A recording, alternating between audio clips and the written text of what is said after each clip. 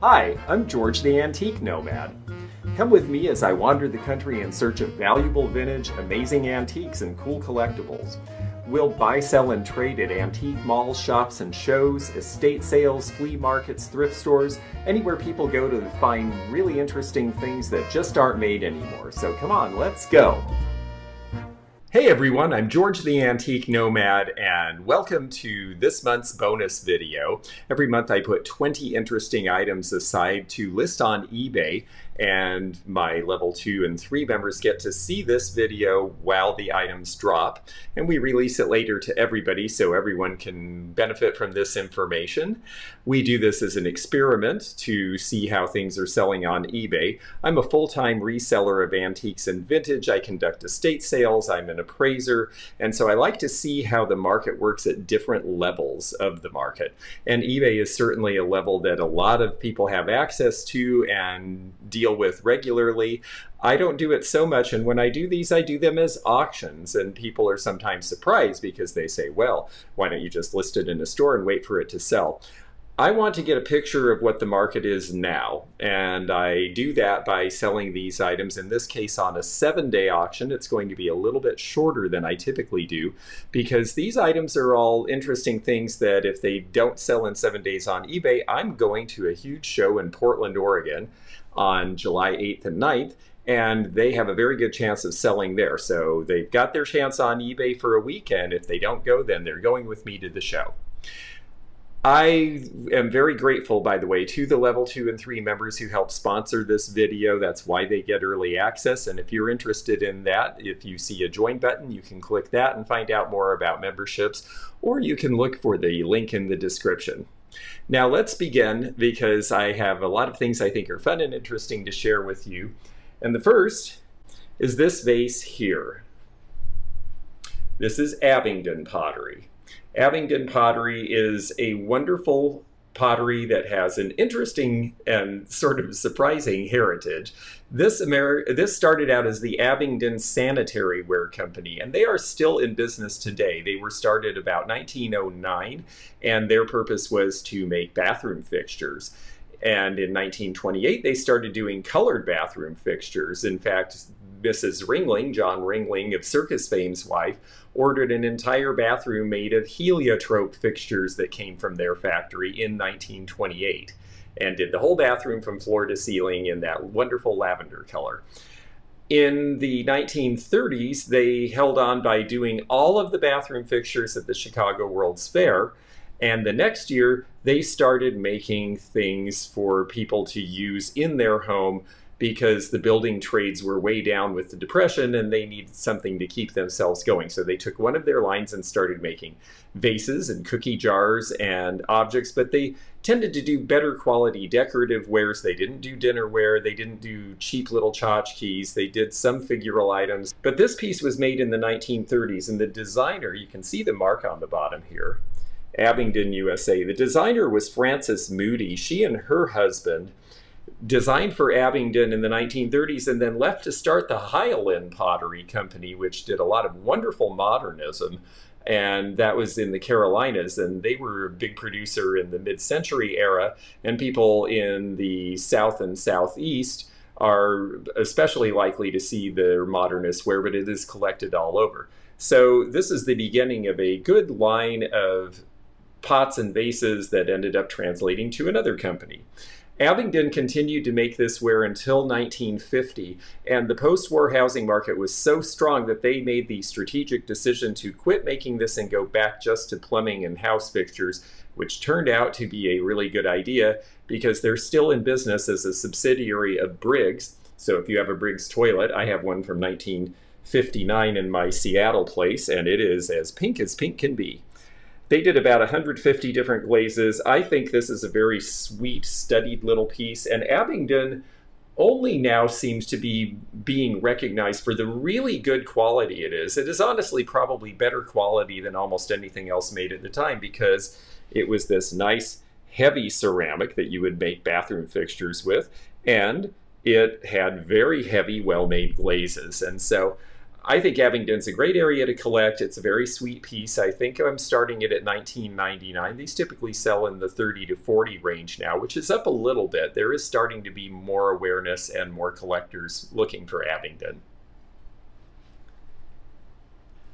The next item I wanted to show, because it's got a fun graphic and a fun story, it is a fun story, is Finnishs Rainbow, a musical triumph. This is the original program. This was done by Don Freeman. You see his name in the corner here. He was the artist. He actually lived in New York until right after this, and then he started doing a series of children's books, which is what he became most famous for in 1951.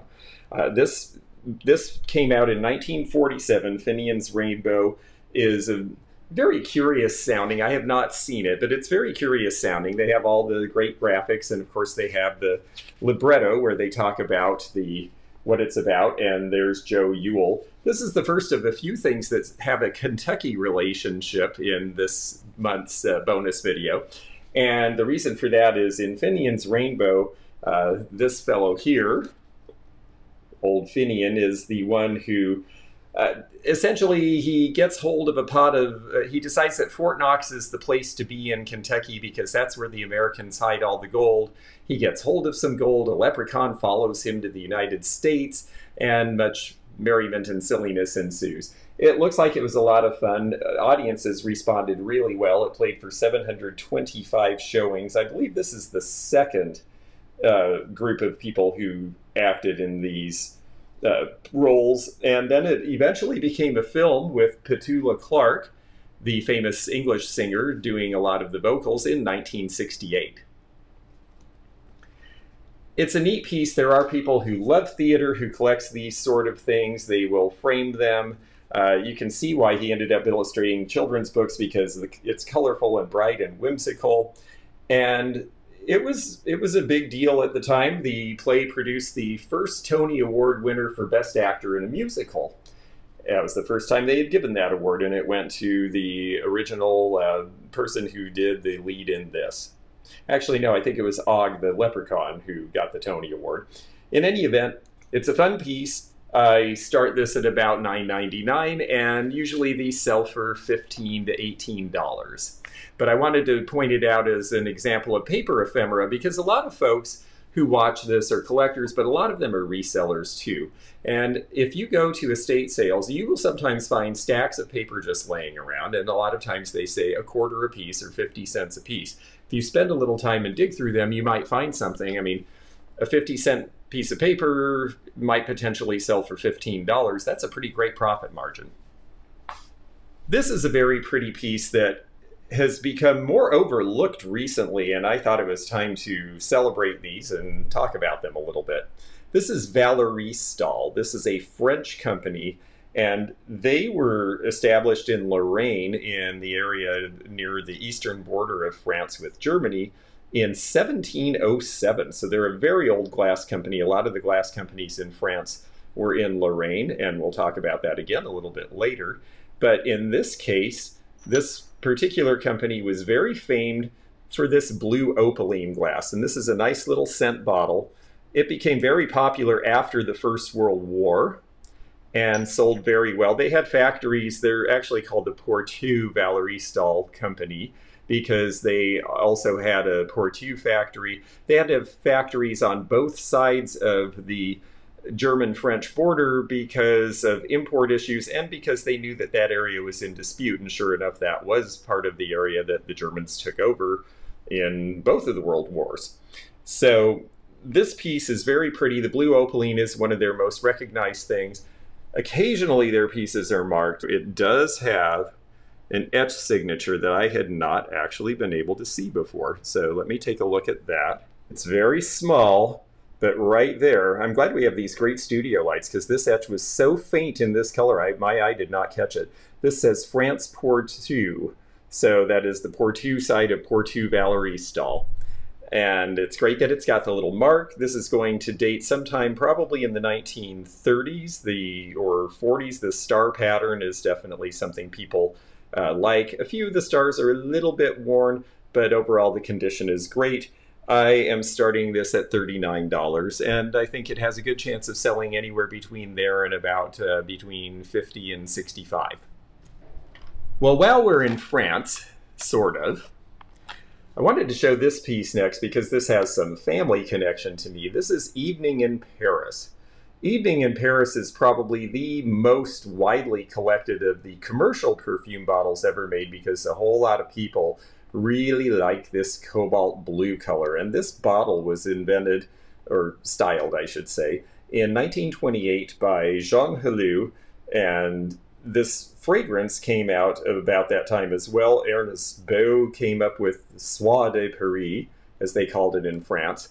They quickly opened a New York branch, and so when you look at this, it will say Paris and New York on the bottles.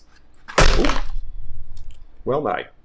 The great thing is the bottles are hard to break, and there's a good example of that. So now I will hold this with both hands, but this is a talc and perfume set. It's eau de toilette, actually. This would have been the style of the logo I'm seeing probably is about 1950 approximately, and it's nice that it has the original box. This was so popular that it sold for about 30 years. It was a widely purchased fragrance in its time.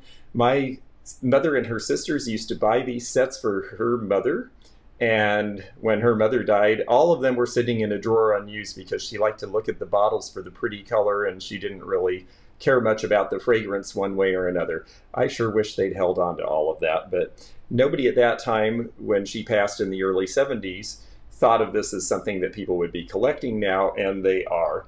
This is going to start at about $20. It should sell for about $30. There are some pretty elaborate large sets of Evening in Paris, including things that have dresser accessories, and some of those can be in the 3-digit range. So Evening in Paris is something that you will see out there, and it's very pretty stuff, and people like it. Well, we're switching gears here. I've been selling off a big camera collection for the past 2 or 3 years, and I've shown you some cameras in the past. I have not really talked about camera lenses, and that is a big area of collectability of its own. This one is called a Pentax. Pentax was actually the name of a 1957 camera put out by this company, which is Asahi Optical in Japan. And when they came out with their 35mm in 1957, it had some features that were so popular that they immediately dominated the market, and lots of other companies followed their lead. They had an automatic rewind, they had a lever film winder, they changed the controls so that they were really easy to get to while you were taking the picture. They really gave a lot of thought to ergonomics in a way that other people hadn't. Because cameras, you know, they take some precision to know how to set things and get the levels right and the filters right and the speed of the shot right. And so the Pentax camera really made an effort to make things easier for people. And because it did so well, it became the preferred student camera. A Pentax is what I had when I went to photography school in junior college. After I got out of regular college, I went and took a junior college class on photography because I needed to know more about it for my job. And we had a zoom lens similar to this one. This one is a, you can see there, it's a 200 zoom, and it's a Takumar. The lenses were also considered very good. They were made in a way that this would fit on any of their cameras, so it wasn't like the lens was proprietary, and other companies ended up copying that, which is great because it means lenses became interchangeable across a lot of different cameras. I was really excited because at my storehouse sale this last weekend, we had a young woman of age 14 come in with her mom. She was all excited because they saw cameras in the ad, and she's learning to do black and white and art photography using old film photos. It's her new passion. A lot of younger people are taking this up because it really is a different format and a different way with different results than you get from digital photography.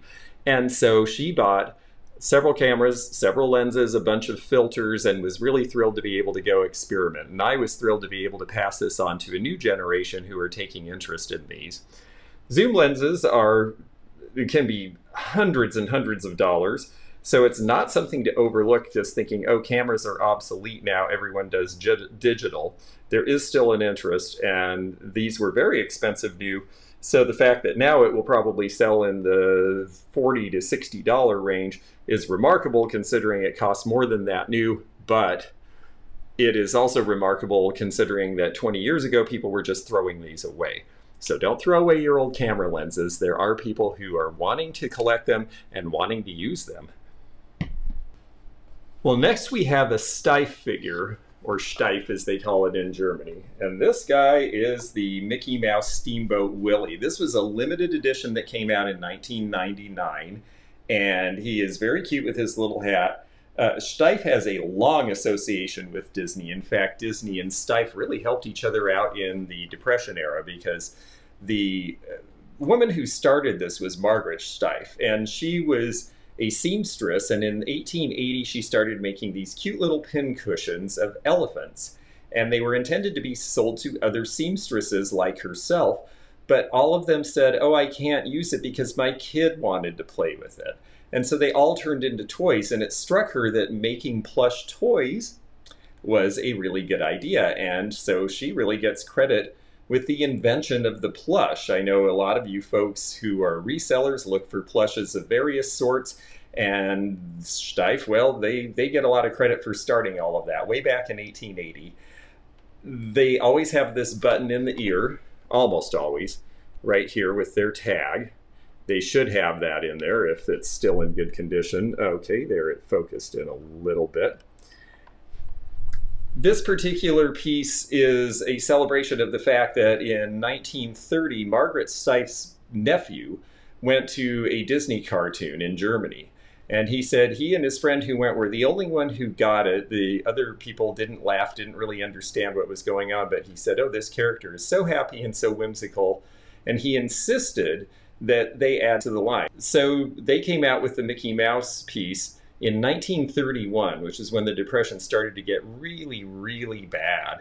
And there were huge tariffs. It was expensive to send things from Germany all of a sudden, and yet they still sold 30,000 of the Mickey Mouse in the first year, and it helped keep them in business, helped get them an American market that they desperately needed, and helped make it a small world after all. So Mickey was made for a number of years. Minnie was made for a little while. Those are almost holy grail pieces for Steiff collectors now. They're hard to find.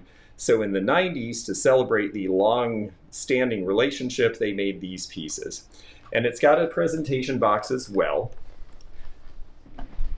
which I'll show you here. These typically seem to sell somewhere in the range of, oh gosh, $50 to $75 is a typical eBay online price now. I think they sell for maybe $100 at toy shows. So we're going to put it on eBay and see if we can find that customer. It's a really neat piece. It's big and it's showy and it's fun. And while we're on characters, this guy is a character and he plays music. Let's see if, I don't know if I have a station, it'll come in. Yeah, you're just going to hear static. And if I could get a station to come in here, I probably wouldn't be allowed to let you listen to it. But in the store where we had better reception and weren't so far from radio stations, this guy picked up a radio station right away, and that was what I needed to buy him. The dealer did a pretty smart thing. He had a battery with it, but he had the battery separate so it wouldn't corrode.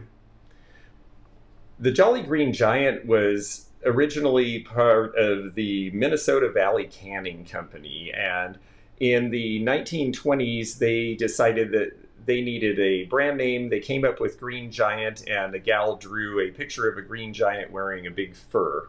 Well, by the 1930s they decided they needed something a little cuter and more approachable to get kids to eat vegetables. Again, it's the Depression. Everyone's trying to figure out how to make things go at that point. And so they hired a young guy who had just started his own advertising agency called Leo Burnett. And I believe they were one of his first 3 clients. Leo Burnett ended up being quite famous in the advertising world as a creative boutique. He invented cousins to the Little Green Giant, including the Tony the Tiger character. He came up with the Marlboro Man. He came up with the Maytag Repairman. So he had a very clever way of coming up with characters that could be spokespeople and give otherwise bland household names some sort of pizzazz and make their houseware stand out. In 1972, the Jolly Green Giant, who was then reclad in a leaf outfit by Leo Burnett, needed a little companion to go with him, and that's when the Little Green Sprout came along, and that's who this guy is. This radio is pretty close to that 1972 introduction. The fact that it works is great. There's a lot of people who collect character figures. There's a lot of people who collect transistor radios. There were a lot of these made, so the prices on these are only in about the $25 range, but I have a feeling that's going to go up because the generation who remembers this are the generation who are collecting now. So we'll see how this one does. We're going to drop that on eBay and see how it goes. Well, this next piece is something a little different as well, a little bit of a departure for me, but it's an interesting piece and I thought it was worth showing, and it's the kind of thing that really will sell better on eBay because it's very specific to a place or a certain type of collecting.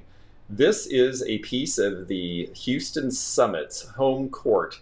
This is the basketball court. It originally held 16,611 people. So when they decided to build a new arena and they sold off the Summit to a mega church in Houston, they took out the court, they cut it up into 16,611 pieces, and they sold them off with a certificate of authenticity on the back.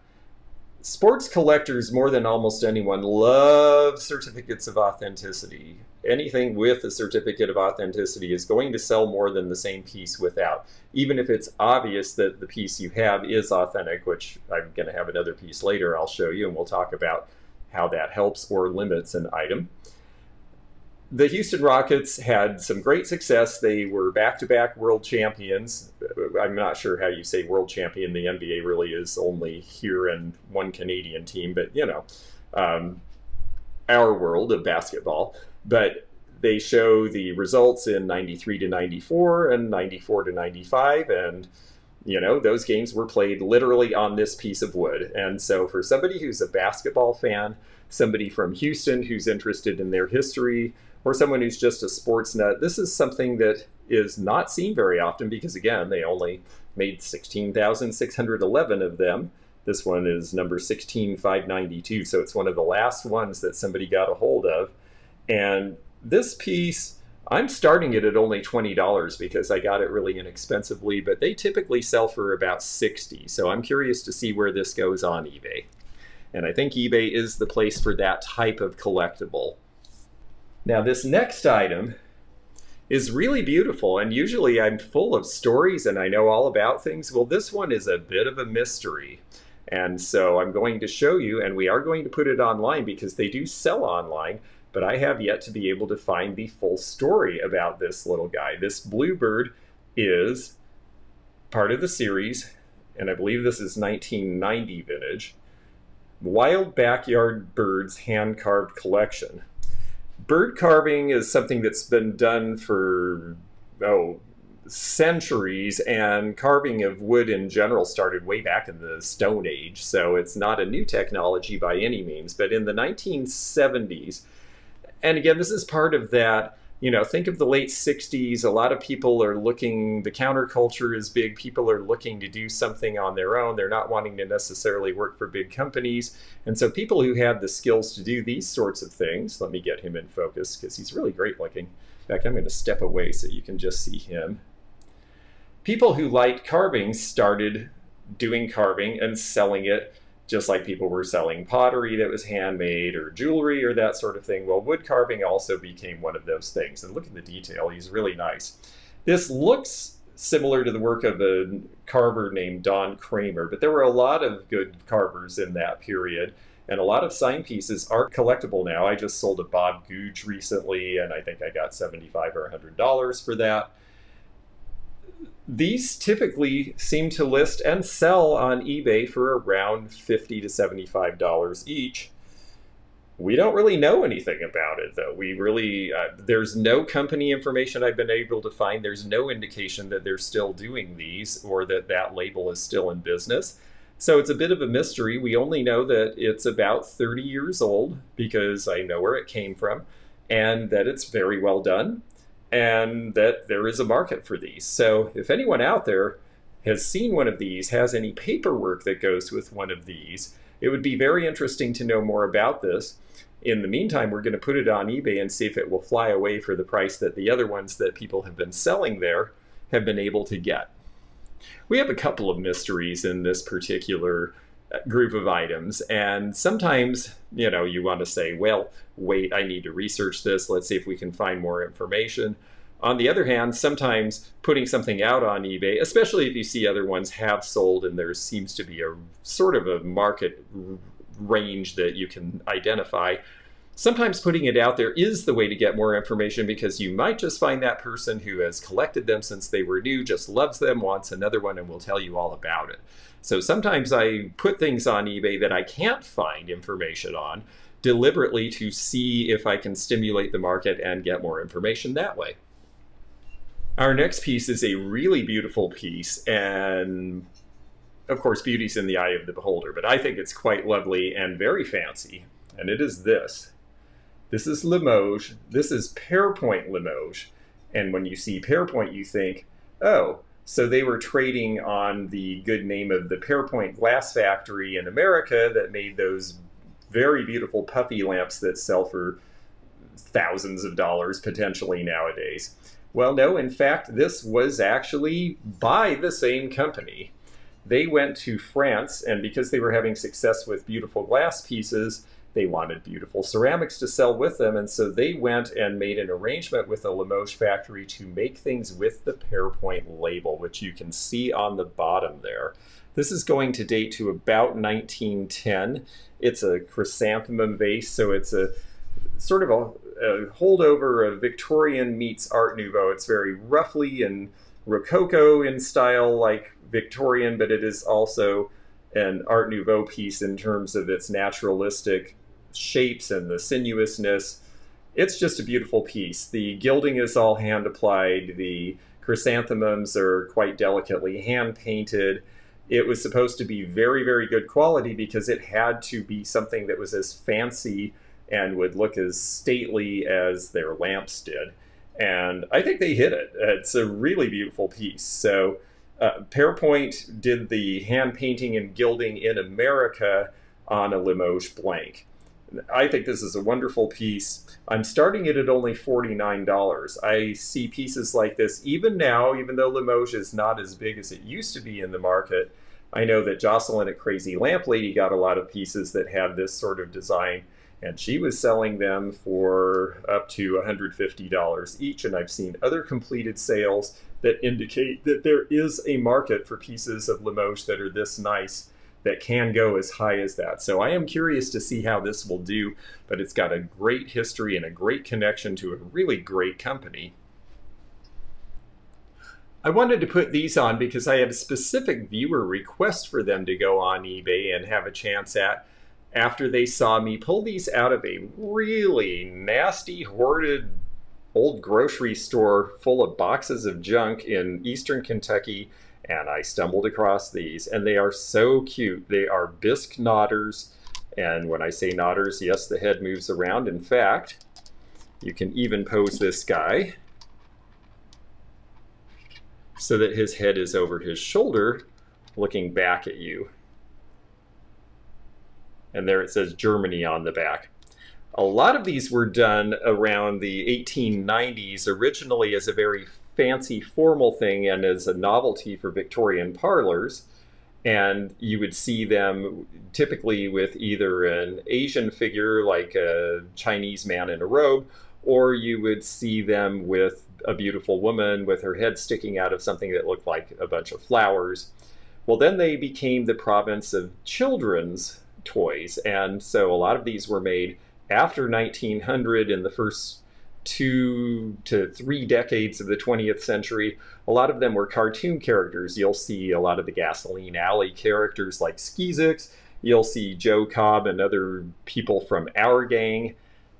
The detail is really good. It's very cute. These do not seem to be characters. They just seem to be a cute little couple who are hanging out together, and they both have lovely hats. She has a wonderful bonnet and her reticule hanging down there, her little purse.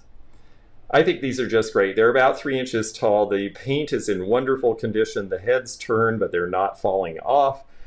So they're about as good as these get. Because they're not a specific cartoon character, the value is probably about $40 to $50 for the pair, and we'll see how they do on eBay. But I think they're just wonderful, and I'm glad to be able to bring them to the folks who saw me in the video find them and were interested in them. Our next piece is interesting both for the tragedy it represents and the victory it represents for the person who designed it.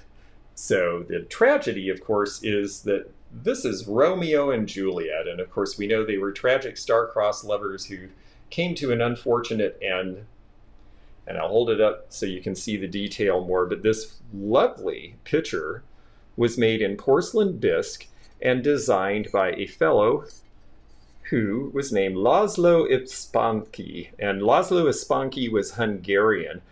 He was a sculptor in Hungary, and he escaped during the Hungarian Revolution when they tried to get rid of the Soviets in 1956. He was able to get out of the country, and he came to New Jersey, and he connected with Boleslav Cebus. Cebus had his own company in New Jersey by this time and was making a lot of wonderful porcelain bisque figures, and he was happy to hire a sculptor, especially someone who had escaped the European oppression like he had. He also had escaped from Nazi oppression in the late 30s.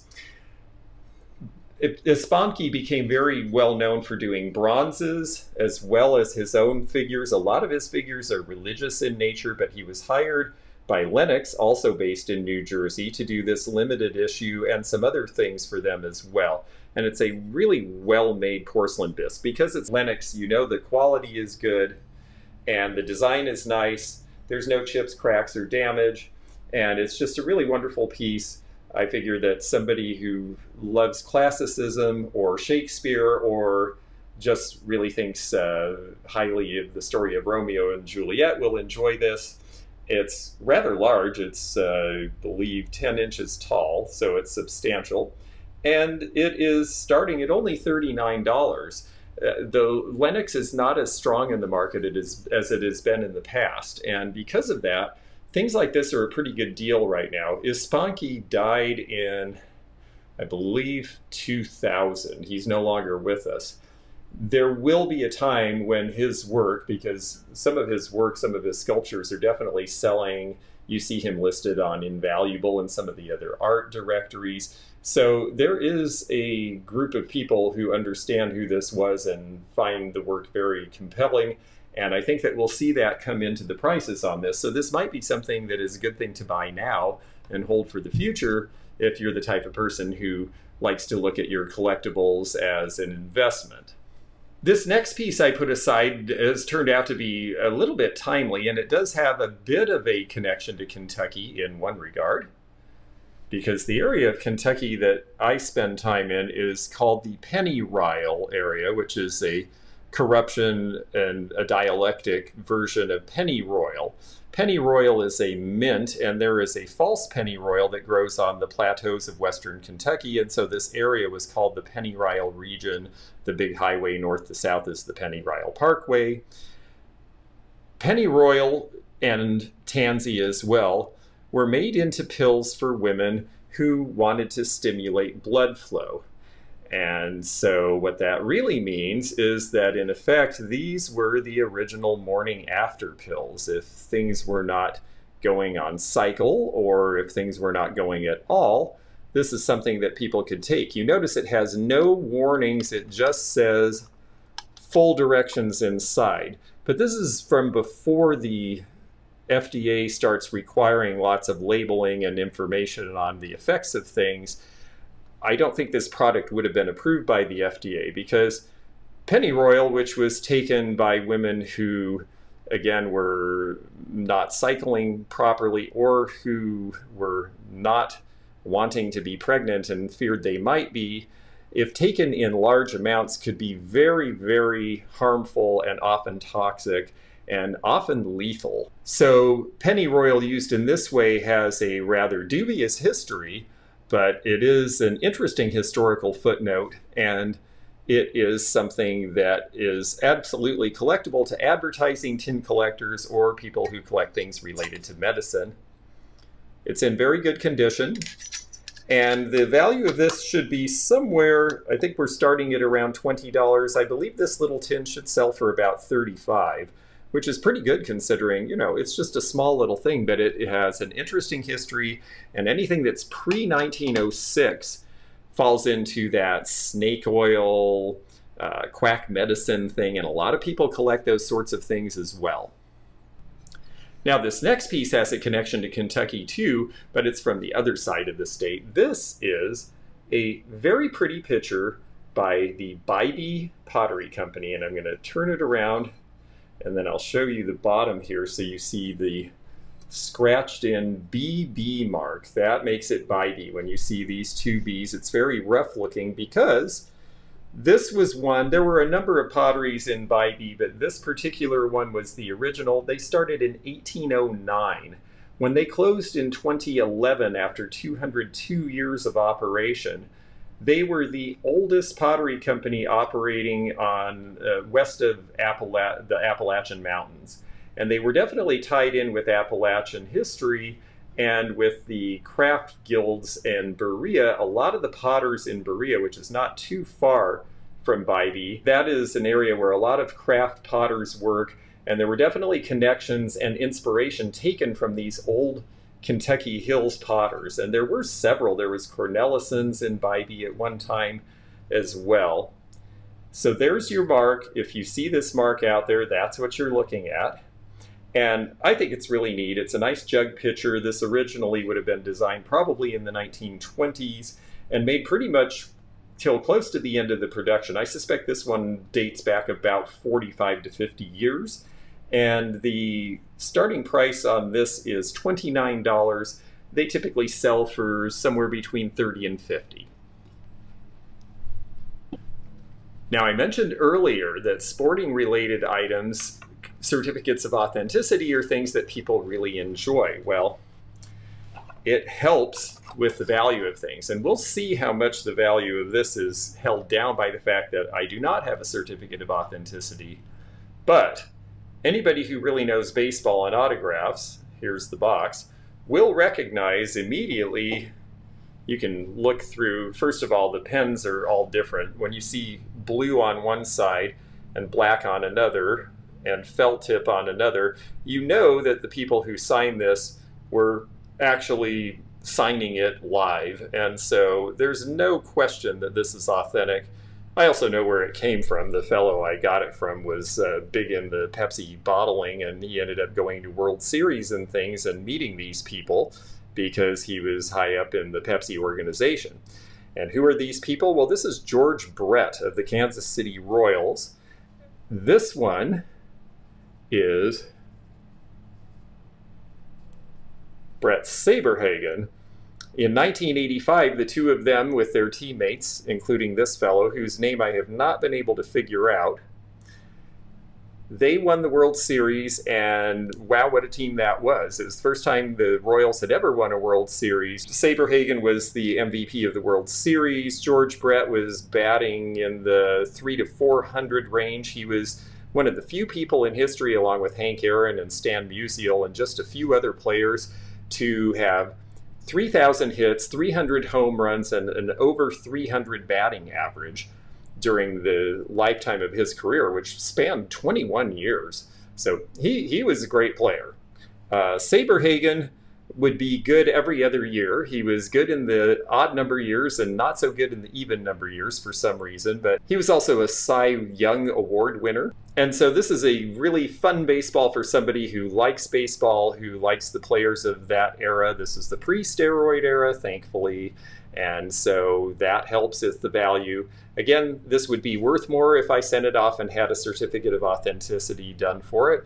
It would also take a fair amount of time and cost some money. And the truth is that there is no question, anybody who really understands these we'll know that this is a genuine signature just by seeing it in the photos. So we are going to put it out just as it is with its original box. I'm going to start it at $59, which I think is about half of what it should sell for. And we're just going to let the market decide. I'm not doing a buy it now. It's baseball season. We'll see who's excited, and we will see where that goes. This next item not only has good value, but it has a great story behind it. The picture I'm showing you is one of many, many musical photos by John Rollins. And this is a limited edition done by him from his archives about 30 years after this was taken. This was taken in 1965. It's the Beatles on a television show that you see there, After 4. It's signed, it's numbered in the lower corner. John Rollins had a really interesting introduction into being a star photographer. He wanted to see Brenda Lee when he was 13 years old. He saved up his money, he got a ticket, he got his dad's camera, and he thought, well, I'll never get to probably meet her, but I want to take a picture of her. So he went to the concert. Back then they would just let you in with your camera. They didn't think much of it. This is in 1960. After the concert, again, things were looser back then. He was able to walk to her dressing room, knock on her door, meet her, took some pictures with her, got her autograph. She gave him a little kiss on the cheek, and he said, well, I'd be happy to send you a copy of the photo. When he sent it to her, she thought it was so good that she said, I'm sending you a check for $35. I want the negatives to use as publicity releases. This is a 13-year-old kid who just went to see his favorite singer at the time. So a couple of months later, Sam Cooke was in town. Sam Cooke somehow got wind of this, called the house. The mom said, some man's on the phone for you. And they said, would you please bring your camera? We'll give you $50 to take pictures of these musicians who were in town. So he took a picture of Sam Cooke. This is in Ottawa, Canada, where he was from. Well, that was what got him started. And he ended up spending his entire career and the better part of his life as a celebrity musician photographer. He did everybody from Tina Turner to Mick Jagger and had a wonderful life, all because he was willing to take a chance as a kid and follow his passions. And I think that's just such a wonderful story. Now, John Rollins had a stroke in 2020, and when I was looking online, I noticed that there's a website and they're trying to raise money to help him. So if you have interest in that, you can probably find that out there in Google land like I did. But I just thought his story was so neat, and I love the fact that he became famous enough for all of these images that they ended up selling. I saw this listed for $200 on a celebrity photo website. I'm starting this one at $100. I think that it will probably sell somewhere in the $150 range is my estimate. And when I say I saw somebody list it for $200 and you think, well, why don't you just put $200 on it? Well, the person who listed it for $200 is someone who does nothing but celebrity photos and charges top dollar and makes a market in that business specifically, which means, again, certificates of authenticity and this level of backing that as a person selling a single item I do not have. And so you have to take that into account when you're looking at eBay and trying to decide how to price and what your expectations should be. I saw private sales of this poster, this print, this limited edition, selling between $100 and $150, and that's the reason that I have it in that price range. Well, this is one more item that has a Kentucky connection, and I am very curious to see how this does and whether people will pick up on it, because it is obscure. It is a record. Speaking, well, we were in the music genre, and this does have music. It has a piano accompaniment that I guess is some sort of a sad honky-tonk kind of backing, because what this is, and I assume that it has, I don't have a record player to play this, so I assume that it has some sort of words and libretto with it. Let me turn it right side up. This is President Kennedy's Fatal Ride. I've looked online, I've looked on Discogs, I've looked on my friend's record site. I've seen exactly one listing for this anywhere. They don't have any idea about values. It's really obscure. It was done by fellow named Leonard Wright and Sammy Goodman and Juanita Goodman. The wife is the one who played the piano on it, apparently, and the back is Lee Harvey Oswald. And of course, when President Kennedy was shot, it was such a psychic shock to the nation. They put out an LP with various recordings of Kennedy's speeches that sold 4 million copies right away. Well, this did not sell 4 million copies. In fact, nobody anywhere that I could find has any reference to an O-Ray Records for anything other than this 45. And they list it as novelty / honky tonk, and that's all they know about it. No information on selling prices, just nothing. And this is another one of these things where you think, well, maybe we should hold on to it for research, but the truth is, sometimes you just have to put it out there and let the market try to teach you something about things, because I don't have another venue besides eBay where I can sell this. I don't do enough vinyl records to be connected. My friend who does obscure and rare vinyl records doesn't do spoken word or things related to political. He only does bands. And so everyone just ran out of ideas. Well, so my idea is we're going to put it online, we're going to advertise it to political memorabilia people, and we're going to see what the response is to this, because I have a feeling that it either will turn out to be something that's a very small regional thing that only people around Louisville, where this was made, that's where O-Ray Records was, that maybe only people there have seen and only people there care about, or it will prove to be something so obscure and so odd that somebody who is a political memorabilia collector will think that it's amazing and want to buy it. And there I am looking at you through the hole. So I'm curious to see how this does. This is one of these times where, you know, I've had this piece a long time and haven't been able to find any more information, so it's time to let the market tell me what they know about it.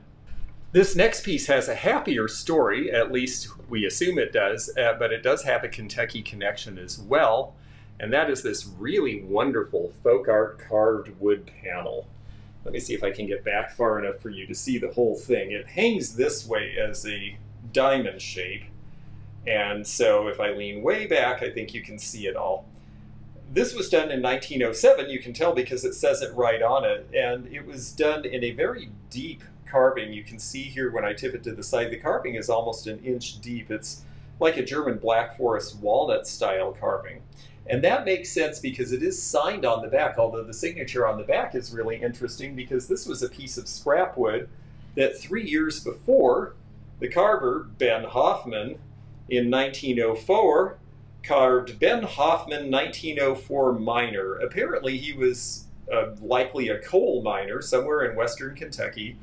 There's no information on Ben Hoffman that I can find to trace this to any lineage or anybody who would have been famous for such things, but Hoffman is a German name, and my guess is that either these were immigrants or that he had immigrants in the family who taught him how to carve in Black Forest style, and it's just so neat. It's a presentation piece for somebody who is going on a trip. Apparently it looks like they're going sailing because there's an anchor, and it says au revoir, until we meet again in French. But it also has various good luck symbols. It's got the horseshoe, it's got the heart for love, it's got the cross for the notion that God will be with you on this voyage. It is just really cool, and it doesn't have any chips or damages or losses. It would be so fun to know who this was made for and what the story behind it was, but there is nothing that I think we will ever be able to do to find that, but it's just so beautifully done. And I find folk art rather interesting, and especially pieces like this. I like folk art because it is one of a kind. I'm going to turn it so that you can see me as well as it. And, you know, there's not another one of these in existence, and it's great that it has the date. It's a true antique. I think everything about it is just really kind of charming, and I like the fact that we know who made it and what the occupation was. Again, this back side is so strange to me. I just have to think that he must have been holding it up as a sign, maybe at a rally, maybe some sort of gathering of workers, I'm not sure. But in any event, the other side then ended up being carved into this wonderful piece. So It's just got an interesting history of its own, and because of that, I think it should sell for over $100. I believe I'm starting it at 95, and then we're just going to let the market decide. I've seen pieces like this sell from 125 to 225, and it really has to do in part with just its likability and other factors that are in the eye of the beholder. So hopefully a lot of people will behold it, and we'll see who ends up with this. I just think it's charming and interesting. I mentioned before with the Valerie Stahl piece that we had another connection to Lorraine and the French glassblowing companies, and we do. This is Baccarat. Now you see the box is a little imperfect. It's got a few stains and it's got a rip, but the important thing is it kept the contents wonderfully well. And let's show you what the contents are. They are in a fitted box. They even have the original little pads. So apparently the piece was never actually put on display. Those pads were to be stuck on so it didn't scratch the piece or the furniture. But here is the piece. It is the female tennis player. There was a female and a male of these, and these came out in the 1970s when tennis was at a huge peak of popularity in the United States. Really well done crystal, and it's not surprising because King Louis XV was the one who allowed a prince in Lorraine to open a crystal factory. Actually started as a glass factory with stemware, and they started doing crystal in the early 1800s. But this company has been around since 1764, and like a lot of royal appointed companies, has always made very high quality. Yes, there you go. I think you can see there. There's the Baccarat mark in the acid edge. In 1948, after the Second World War, they came to the United States and they opened galleries similar to what Lalique had done in specific United States cities, including New York. And so this became a brand that became more appreciated. It was already known in this country, but it really became a lot more appreciated by Americans in that period and seen as something of very fine quality, which it is. The other thing that Baccarat did that's really amazing is they installed what at the time, and it may still be, was the world's largest chandelier and a giant crystal staircase rail and baluster set at a big palace in Istanbul, Turkey, which I understand still stands today. So they have been considered noteworthy and important for a long time. I'm starting this at only $59. I noticed on eBay, pictures are worth 1,000 words, and I think I got a pretty good one of her. One with a really good picture sold for $160. Several with not good pictures, because a lot of people have trouble taking pictures of crystal. The camera doesn't focus right and you don't see this clarity. In those cases, they only got $50 to $75. So half price for a bad picture, folks. That's how important pictures are. So I'm excited to see how she does. I think she'll do well, and I think I got a good picture. And it's just wonderfully well made. If this does not sell, because I got it very inexpensively, I have a dealer in Washington who's coming to the Portland Antique Show next weekend. I know it'll sell to them immediately, and they will sell it to one of their high-end customers probably in the $195 to $225 range. So that is how good Baccarat is. And then our very last piece, I've been waiting for a long time to show one of these. I got this at the Springfield Antique Show, and I'm very excited about it. I'm sitting way back because it's another big object. But this is Kurdish Array, and it's this wonderful scene with the church at the harbor, and you see the little boats down on the bottom. I think this is really neat. It's really well assembled. It's got the brass and copper and a lot of dimension to it. It's not gigantic as these go. That's why I've been waiting to find one that was small enough where I could actually ship it reasonably enough. This one's 20 by 24, but it's a really neat piece, and so is their history. Kurdish Array is a pseudonym, nom de plume of Curtis Freeler and Jerry Fells. They were brothers-in-law. In the 1950s, they started using metalwork to make Renoir and Matisse jewelry, and they did that while the copper jewelry was popular, and when that started to fade, they decided, let's use that same skill and make large pieces as wall pieces and sculptures that are interesting and modern, but are available mass market. So they started what they called artisan house. You will see these with artisan house tags sometimes. And Array has done really well in the marketplace. They did so well that they ultimately sold off the company in 1972 and had a nice, long, happy retirement. In fact, Kurdish Array lived to be 103 years old, I believe. They are signed. There is the signature down there in the corner, C. Array.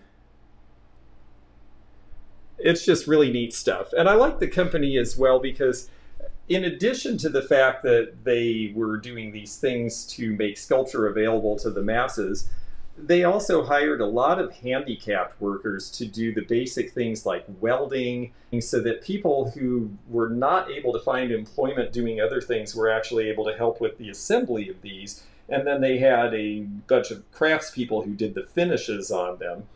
So it's just a neat story. They immediately were picked up by Gumps and other high-end department stores, so they tended to sell, yes, to the masses, but not to everybody, because they were not inexpensive. They were not marketed as being inexpensive, but they were accessible, and mid-century modernists just love this stuff. I always have too, and it's so much fun to see this. It's a nice alternative to having a painting on the wall, for example. It just is a different look. And I just think this one's really neat. It's well done, and I expect this to sell somewhere in the $150 range. So I'm so happy to tell their story in full, and I'm so happy to bring all of these things to you. It's just really fun to, it gives me a chance to look for things that are a wide variety of items and talk a little bit about different things that different people collect, and that exposes all of us to the fun and joy of what attracts people to these things. And I just love that about this business. It's so much fun. I'm so glad to have you here with me, and thank you for watching. Thank you to the level 2 and 3 members who sponsored this video. I'm always happy that I'm able to give you first dibs on these things.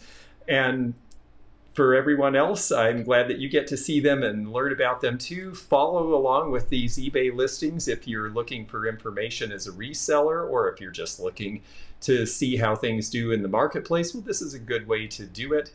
I'm George the Antique Nomad. Check me out at the social links in the description, and we'll see you again with more interesting adventures from the worlds of antiques and collectibles soon. Bye for now. Thanks for joining me again in the fun and fascinating antique community, here where online meets the real world. Please click the subscribe button below, click the bell to be notified when new videos upload, leave a comment below, and hit thumbs up to like this video. Links to our online social media and our items for sale are in the description. This is George at the Antique Nomad. Bye for now.